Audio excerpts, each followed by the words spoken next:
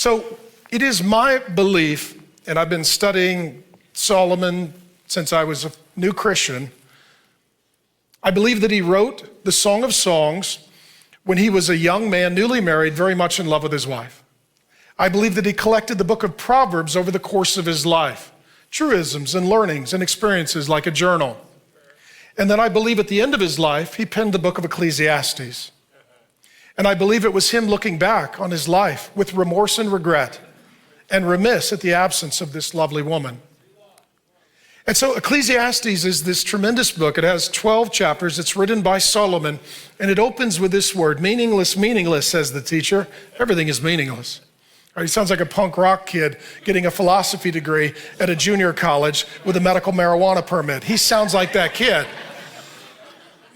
I just see him in Converse high tops with a bad attitude and highlighted frosted tips. That's just how I see him.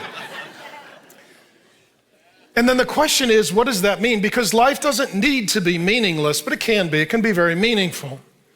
His theme in the Song of Songs, he talks about life under the sun. What he's talking about is living life without acknowledging God's ruling, reigning sovereignty over all of life.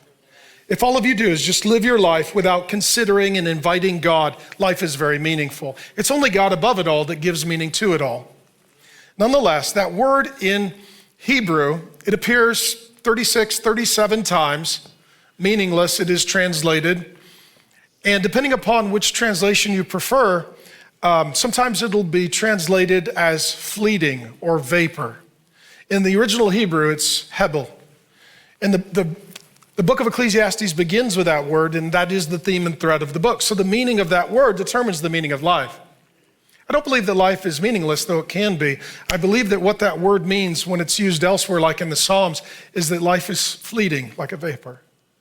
It was a weird week here in Arizona. Grace and I were at a pastors and wives retreat, and thank you. You generously helped pay for 50 couples of churches to come to Arizona and to be invested in their marriages this week. Trinity helped fund that, as well as our friends online at Real Faith. And it was with Pastor Jimmy Evans, one of our pastors, who would come preach for me in March, and I'm excited to have him.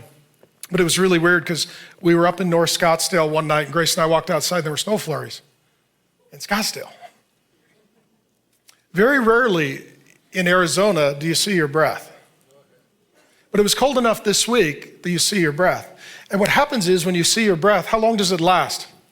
It's gone. What he says is life is like that. It's a vapor. I mean, when you're young, you feel like you have so much time. When you're older, you wonder where all the time went. You get so busy working, doing your chores, paying your bills, that you forget to enjoy your life. I believe Ecclesiastes is him as an old man saying, I lost my wife. I ruined my life. I wasted it. It's over now. And I believe he's an older man who is recanting or perhaps even repenting of his behavior.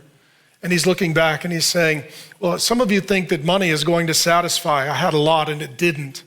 Some of you think that education and pedigree and degree will satisfy, and I was the wisest man on earth, and it didn't. And some of you think that power will satisfy, and I was the king of Israel, and kings visited me from around the nations to get my wisdom and my encouragement and my counsel, and it did not satisfy. And some of you think that eating the best food and drinking the best wine and sleeping with the most beautiful people will make your life worth living, and it's not. It's not. See, everything that everyone is chasing, he chased. My summary of Ecclesiastes is this. He came to the conclusion that apart from God, life is a wild goose chase and there is no goose.